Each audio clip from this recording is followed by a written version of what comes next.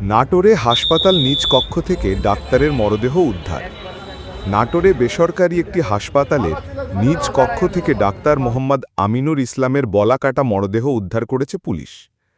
সোমবার ১ সেপ্টেম্বর দুপুরে শহরের মাদ্রাসা মোড় এলাকার জনসেবা হাসপাতালে তার নিজ কক্ষে থেকে ওই মরদেহ উদ্ধার করা হয়। খবর পেয়ে ঘটনাস্থল পরিদর্শন করেছেন নাটোরের পুলিশ সুপার আমজাদ হোসেন ও কেন্দ্রীয় বিএনপির নেতা অ্যাডভোকেট এম রুহুল কুদ্দুস তালুকদার দুলু। তিনি জনসেবা হাসপাতালের স্বত্বাধিকারী এবং জেলা জিয়া পরিষদের সিনিয়র সভাপতি ছিলেন। হাসপাতালের স্টাফরা জানান, সকালে একটি অনুষ্ঠানে যাওয়ার কথা ছিল ডাক্তার আমিনুর ইসলামের। তিনি যথাসময়ে ঘুম থেকে না উঠায় হাসপাতালের এক স্টাফ ডাক্তার আমিনুলকে নিজ কক্ষের দরজায় গিয়ে ডাকাডাকি করেন।